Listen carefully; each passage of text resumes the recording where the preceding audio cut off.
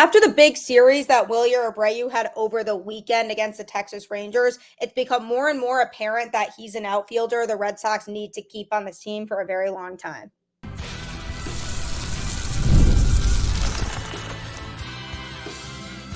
You are Locked On Red Sox, your daily Boston Red Sox podcast. Part of the Locked On Podcast Network, your team every day.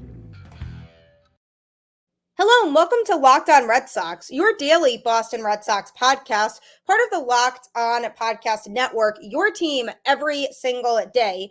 I'm your host, Gabby, former ESPN social media associate and current host of the Boston Balling podcast as well. And I am here to bring you the latest in all things Boston Red Sox, Monday through Friday, straight to your favorite podcast feed. And the best part is it's all free. So you might as well check it out because Locked On is here for you every single day. This episode is brought to you by PrizePicks, the easiest and most exciting way to play daily fantasy sports. Go to prizepicks.com/LockedOnMLB and use code LockedOnMLB, all lowercase, for a first deposit match up to $100. Happy Monday and welcome to Locked On Red Sox, the show where my mood is solely determined on whether this team wins or loses. And I am in a very good mood on this fine Monday because the Red Sox won another series over the weekend. And this was a crucial series win for two reasons. One, because the Red Sox just struggled out of the gate, out of the All-Star break. So they really needed to get back on track. And after pulling off a strong series win against a very good Mariners team, they then went down to Texas and took the series from the Rangers. So definitely been a more positive week of Red Sox baseball, I'd say, than we had seen since the All-Star break before that. So definitely crucial for them to have won the series for that reason, but also because it's now August.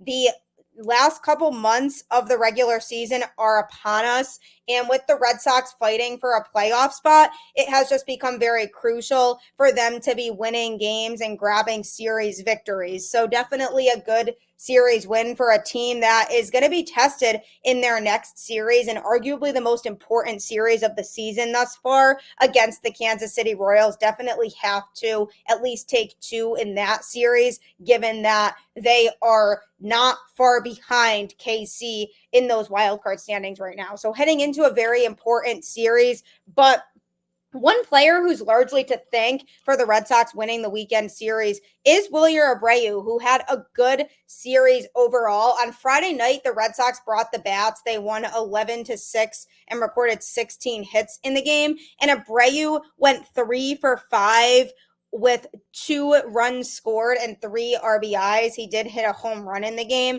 So good start to the series for him. Then on Saturday, the Red Sox lost 7-4, and he wasn't in the lineup to start, but he did come in as a pinch hitter for Romy Gonzalez and then played right field in the game after that. He did take 2 at-bats and went 0 for 2 with 2 strikeouts, but that's okay because he wasn't in the lineup to begin with, so he gets a little bit of a pass there. Then the Red Sox won the rubber match on Sunday, 7-2, and it was Wilyer Abreu's day. 2 home runs. He went 2 for 4 with 2 runs scored and drove in 4 of the Red Sox 7 runs. It was his first multi-home run game in his career, and also he hit his first ever home run against a left-handed pitcher. And what was really special about this is Wilyer Abreu was very visibly emotional after he hit his second home run.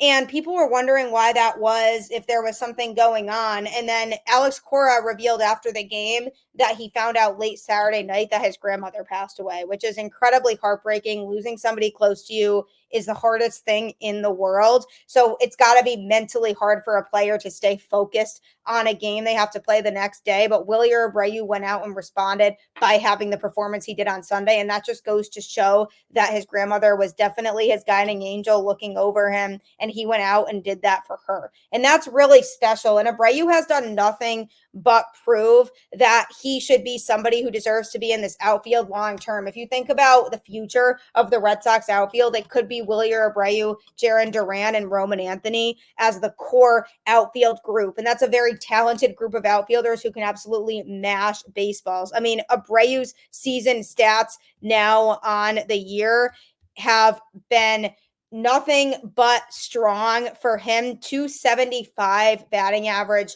337 on base percentage with 519 slugging, and an OPS of 856. He's been consistently hitting pretty well. He has been somebody who we saw glimpses of be able to do this last year, but weren't sure if he would actually be able to maintain it. And so far, he has been impressive. He's played in 84 games this year with 262 at bats. He scored 46 runs, recorded 72 hits, 24 doubles, 2 triples, and 12 home runs. He's also driven in 42.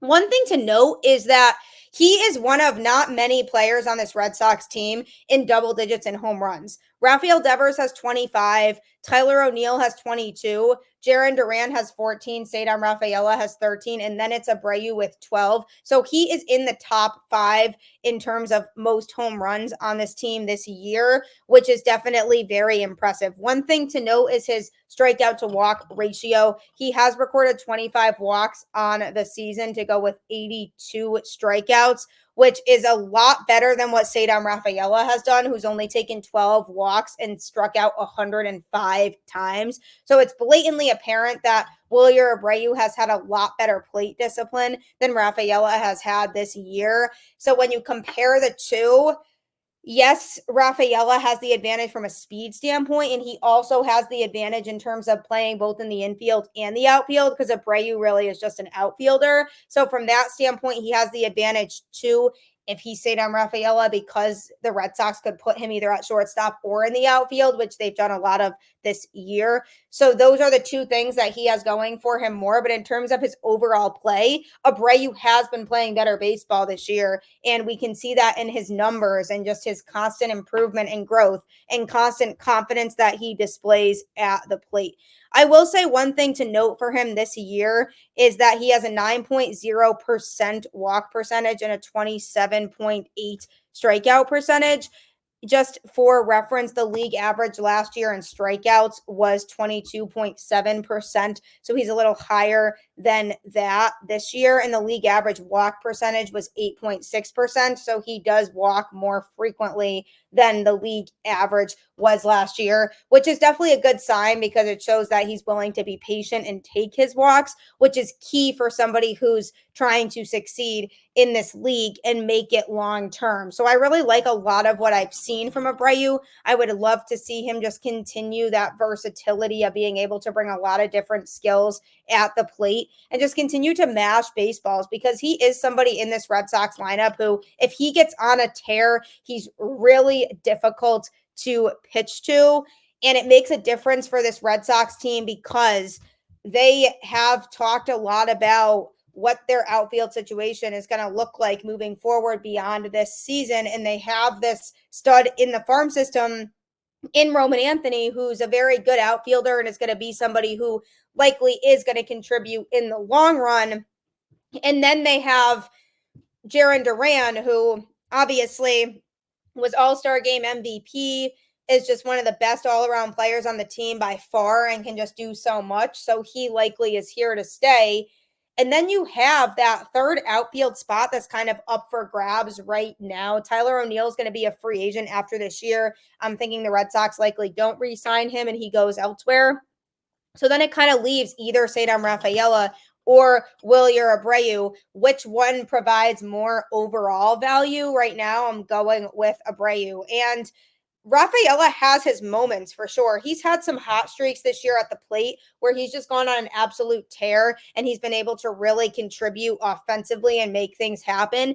But then that'll last for a little bit and then he'll fall back into his old habits of not being able to contribute as much. And it's definitely got to be frustrating and upsetting for him. But if he's not careful, Rafaela is going to lose his spot on this team because the Red Sox simply at some point are going to realize they just have a crowded outfield room and somebody's going to have to go. They'll likely keep Refsnyder around because, as we are going to talk about coming up here soon on the show, he has been contributing a lot in multiple capacities for this Red Sox team, and it's good to have him as an overall all-around utility player. So I see them keeping Refsnyder as kind of a fourth outfielder being utilized against lefties because that's his strength when it comes to his offensive game, and just being able to be available when people are injured and being able to fill in. Refsnyder is a great guy to have around, but when it comes to that other outfield spot, Abreu is putting up much more of a case this season for why he deserves that spot over Rafaela. So hopefully he's able to keep it up, because I've been very impressed by what I've seen from Abreu this year. It was understandable that after last season and what we were seeing from him, there was a lot of hype around him, but we definitely needed him to go into this season and continue that so we could see more and feel more confident in him. But I like where he's at, and if the Red Sox are going to make a playoff push, they're going to need Abreu to keep doing what he's doing. So I'll be rooting for him. Hopefully he's able to be a big contributor for this Red Sox team down the stretch. Coming up, like I mentioned a couple minutes ago here, I'm going to be talking about Rob Refsnyder next and the big night he had in this Red Sox series against the Rangers and why he's so impactful and important to this Red Sox team. I know that in the summer, especially this summer in particular, we all crave cold treats because it's just been so crazy hot here in the Northeast. I don't know about where you live, but these 90-degree days up here are not normal for us, and it has been super uncomfortable. So I'm always craving ice cream, or if I go to a baseball game, I always like having the ice cream in the little bucket hats because they are cute, the little helmets. So it's always fun getting that. But it's so important to stay hydrated, and I've never been really great with drinking enough water when it's really hot out, and I used to get really sick as a kid from being dehydrated. Liquid IV is something that can take that problem away if you stay hydrated with it. There are so many fun flavors like popsicle, firecracker, strawberry, a lot of different fruit flavors, or citrus or cherry, whatever you like, a pina colada flavor even. There's a lot of different things you can do to keep yourself hydrated with liquid IV. Tear, pour, live more. One stick and 16 ounces of water hydrates better than water alone. No more thirsty summers when you indulge in hydration with liquid IV. Get 20% off your first order of Liquid IV when you go to liquidiv.com and use code MLB at checkout.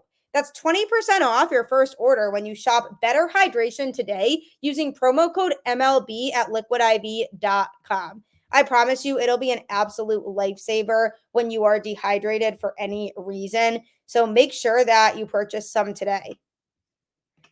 Thank you for making Locked On Red Sox your first listen today. For your second listen, enjoy the Locked On MLB podcast. Host Paul Sullivan, aka Sully, is here daily to provide national expertise with his trademark humor to help you get ready for the MLB playoffs here in the dog days of summer.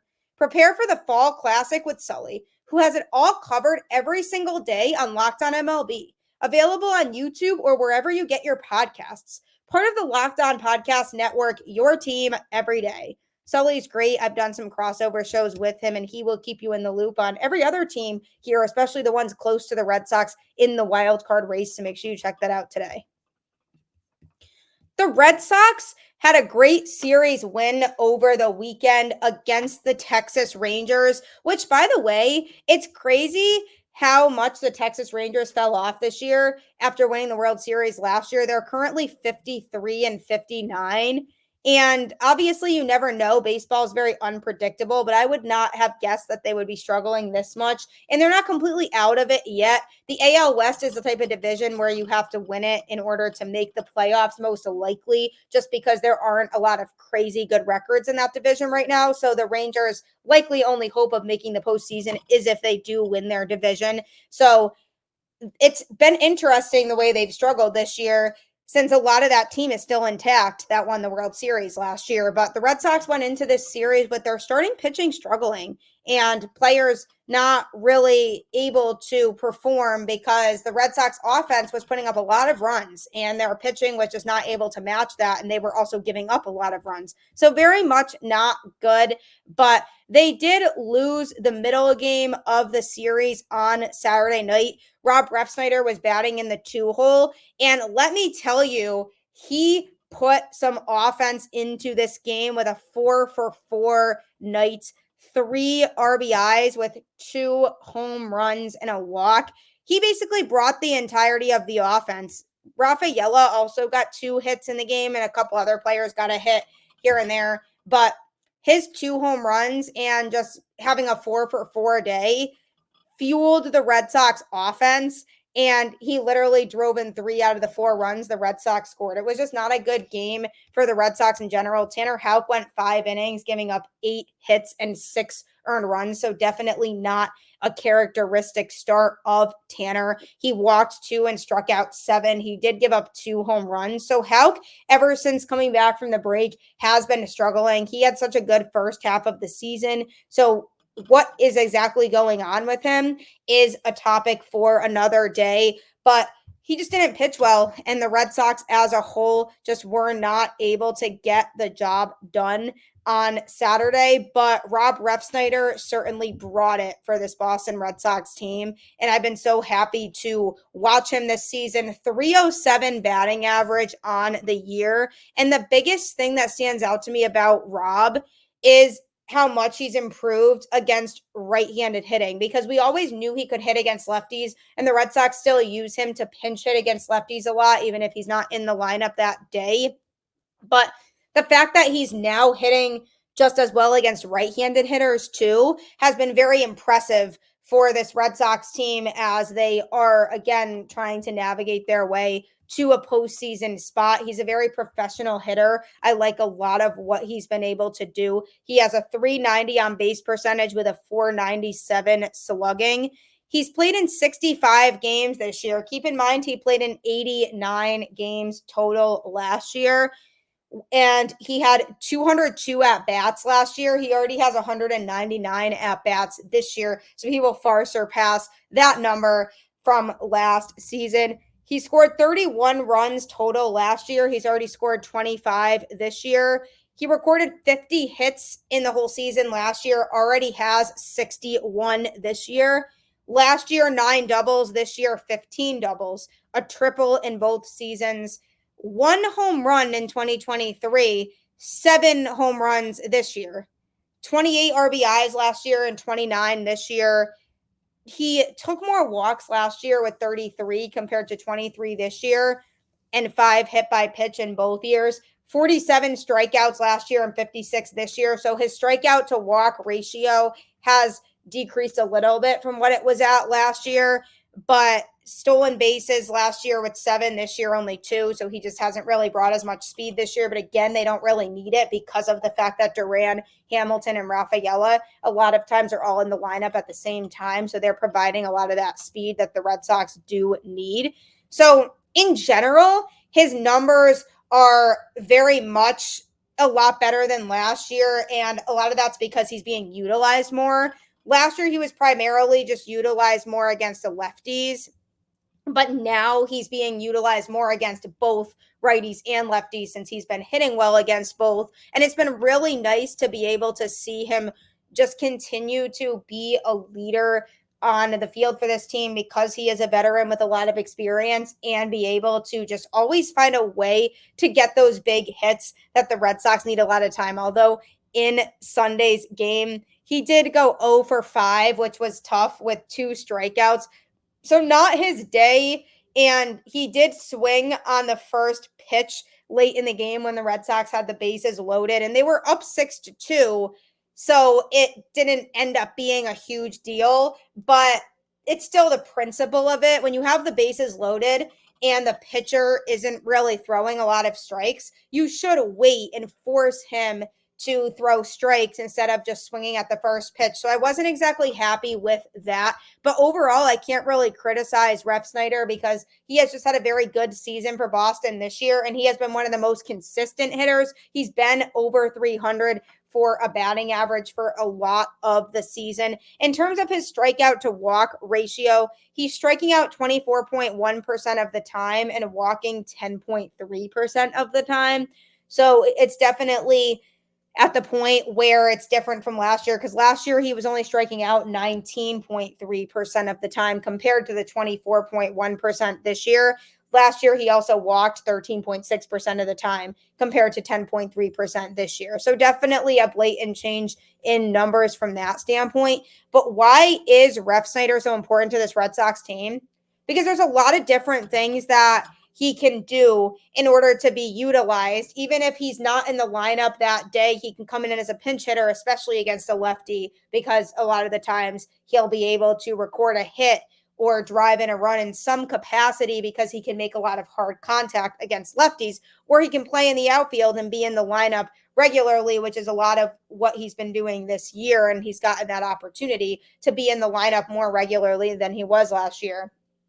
And he can also be used if somebody gets injured to play in the field in kind of a lot of different spots because he is a good utility player. He doesn't really play in the infield, but I'm sure if it came down to it and the Red Sox really needed him to, he could / would. I mean, if you have Connor Wong playing first base for a full game, you can have Rob Refsnyder play in the infield sometimes. He is a good guy to have around on this team for multiple reasons. And the fact that he's hitting really well and he has served as one of those guys who can really step it up for this Red Sox offense when they need it is a game changer because the Red Sox is able to put up 6, 7, 8 runs a lot of the time. And he is a big part of that. And a lot of the time, if you score that many runs, your chances of winning the game are very high. Unfortunately, the Red Sox pitching staff has shown that anything is possible and has proved that you can also very much lose when you score that many runs in a game, as they overall, since the All-Star break, have not been as locked in and have been giving up more runs. But Refsnyder is somebody who has just been huge for this Red Sox team. Big night for him on Saturday night, even though the Red Sox did lose that game and then didn't have his best day on Sunday. But it didn't matter thanks to the likes of Wilyer Abreu and also Nick Pivetta, who I would have liked to see go deeper into the game. He only went 4 2/3 innings, but he just gave up 2 hits, which both were home runs. So he gave up 2 earned runs. They were both solo shots. He did walk 1 and strike out 5. And when he was pulled, I believe it was more from the standpoint of a matchup thing because Cam Boozer was then brought in to go up against a left-handed hitter. So Alex Cora probably wanted the lefty-lefty matchup. But Nick Pivetta was cruising. I would have loved to see him at least be able to finish the inning. But I was happy for him. I mean, this is the second start in a row where he has looked very solid. It looked really good in his last one, too. So it's nice that we were able to see another start from him where he was able to, for the most part, be consistent and be locked in out there. He does need to cut down on the home runs still. That's something that he continues to run into trouble with. So I'd love to see him knock down that rate a little bit in terms of how often he's giving up home runs. But I was very happy with Nick Pivetta again, and the Red Sox need more starts like that out of their starting rotation because these guys have just been seriously struggling since the All-Star break. And it's definitely tough to understand exactly why. I mean, it's not like Andrew Bailey would have drastically changed his approach because whatever he was doing early on was working for these guys. So it's not like he would have just changed it altogether. I'm hoping that they can get themselves back on track because the Red Sox will not be able to go very far if this rotation has been able to pitch super solid in the first half and then all of a sudden the wheels just fall off altogether in the second half. That just can't happen. So hopefully they can all get back on track. But I like what I've seen from Pivetta in his last couple starts. And thanks to Rob Refsnyder, who has just been a key success story for this team this year with a big 4-for-4 night in the Red Sox loss on Saturday night. Coming up, I'm going to be giving some good news on a pitcher who could very much help the Red Sox make a run in this last couple months of the season. So make sure that you don't miss that. If you're looking for a fun way to play daily fantasy sports, make sure you check out PrizePicks, America's #1 daily fantasy sports app with over 5 million active members. PrizePicks is the easiest and most exciting way to play daily fantasy sports. Unlike other apps, on PrizePicks, it's just you against the numbers. You can now win up to 100 times your money on PrizePicks with as little as 4 correct picks. You can turn $10 into $1,000. If you're looking for promotions, PrizePicks has got you covered every week. From lowering select player stats projections on Tuesdays to help your lineup hit, or getting your entry fees back if you have a losing lineup on Fridays. All you have to do is download the PrizePicks app today and use code LOCKEDONMLB for a first deposit match up to $100. That's code LOCKEDONMLB on PrizePicks for a first deposit match up to $100. Pick more, pick less. It's that easy. PrizePicks loves to make things easy, and you can win lots of money if you check it out. So make sure you do that today because it could change your life. The Red Sox are on the brink of a playoff spot right now. They've been kind of hovering in the mix for a while with a crucial series coming up against the Royals. Ideally, I would love to see them pick up a sweep against the Royals, but we know that sweeping teams is very difficult in the majors. So I, at least at a minimum, need them to win 2. That feels mandatory at this point. Just a crucial series in terms of standings, and the Red Sox trying to find a way to get themselves back into a wild card spot. So it should be a fun series. And you know what could make it even more fun? That Chris Martin might be coming back in the series. He's been out since July 4th with inflammation, and it has been a huge detriment to this bullpen not having him. He is the setup man, the 8th inning guy, and he's somebody the Red Sox could really rely on to bridge the way to Kenley Jansen to close out games in the 9th. And there have been multiple games since the All-Star break in which we really could have used Chris Martin. Think of any one of those games against the Dodgers when the Red Sox were in it and they didn't have him to pitch. They really could have used him. So I'm hoping that he is able to come back. The Red Sox did report that he threw 35 pitches in the bullpen on Saturday. And Alex Cora said he looked very solid and they didn't really have much to be concerned about. He's tentatively scheduled for a rehab game on Wednesday and rejoining the Red Sox potentially next weekend. But Cora did say that based on how he looked during his bullpen session, that they might just have him skip the rehab assignment in Worcester altogether and just come right back to rejoining the team on Wednesday to help them out at the major league level. Now, there's pros and cons to that. Pros are the Red Sox would get a huge arm back out of the bullpen to throw back in there to pair along with somebody like Liam Hendricks, who eventually is going to be coming back, hopefully to help make a playoff push, as well as Justin Slayton, who likely is going to come back. And it allows for the Red Sox to have one of their main bullpen arms back in there to help throw during this very important series coming up. And it also allows the team to replace him with somebody who might be struggling a little bit this year out of this bullpen. So there are definitely pros to Chris Martin skipping his rehab assignment. The cons to that are that it's taking a risk that he might not be ready yet and that they're rushing him back a little bit. And that could have short-term consequences in terms of he's not fully healthy, so he's not going to pitch as well because he still feels like he's recovering. And also it could determine his ability to play for the rest of the season, because if they rush him back and he's still not fully healthy and it gets worse and then has to be sidelined for the rest of the season, that would be a massive loss for the Red Sox. So they did say that they are going to give it a few days and kind of watch out for it over the next couple of days to monitor where he's at and then decide. So I feel like it'll be kind of a game time decision whether they feel like he should go and take the rehab assignment or he can come right back up to the majors to help out this Red Sox team that desperately could use him right now. Although the bullpen had a very good showing for Boston on Sunday.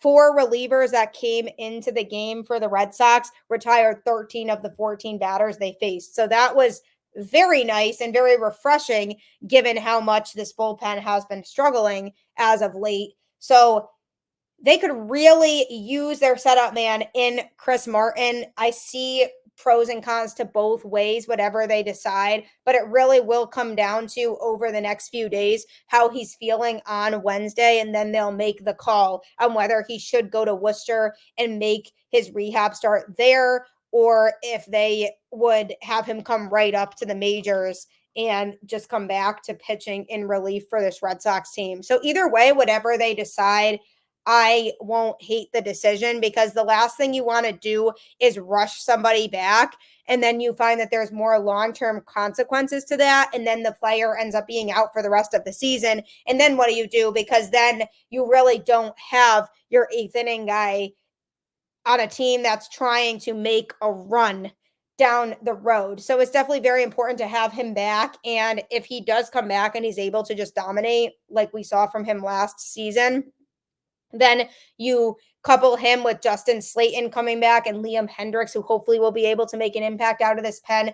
Those are three key guys that the Red Sox can utilize moving forward as they look to make this run. Guys who are dying to get back out there and help their team win, especially Liam Hendriks, who just hasn't been able to play all season. I'm sure he's more than ready to be able to slot in there and make an impact. So that alone could be a big upgrade for this Red Sox team as they hope to get their guys back. I just don't want to see them rush back Chris Martin because they know how badly they need him. Alex Cora knows how badly they need him. We all do, but they want to make sure that if they're making a run, that he is somebody that they can have for that run down the road. And I do get the desire to want to activate him in this series, bring him back up to the majors because of how important of a series it actually is. But it wouldn't be till Wednesday at the earliest anyway, so they'd already be a couple games into the series at that point. So it would be at the end of the series when he comes back.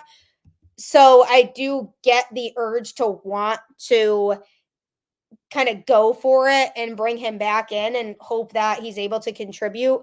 But I think they should use their best judgment based on where he's at that time and see if it's the smart decision to do that. But either way, the Red Sox players who are on the field currently need to do their jobs. The guys who are out there playing every day need to do their part to get the job done and put this team in a position to be able to make a playoff run down the road. So I'm looking forward to seeing what they do moving forward. I just hope these starting pitchers like Cutter Crawford and Tanner Houck are able to get themselves back on track with where they were prior to the All-Star break. We know what they can do. We know they have that potential to dominate. We just haven't seen much of that from these two guys lately, and we're definitely going to need them to step it up again if we want this team to be able to make a serious run. And Brian Bayo definitely is showing improvements, taking steps in the right direction towards being a reliable starting pitcher again for this Red Sox team. So hopefully the starters can continue to work out their kinks that we've seen from them as of late, get their command back, and just dominate like they were in the first half. That's a team that can compete for a playoff spot. So if you want to see that Red Sox team that's in the playoffs and helps make October baseball more enjoyable with your favorite team in there, just keep the faith and go Red Sox. And make sure that you check out Locked On MLB for your second listen today after Locked On Red Sox.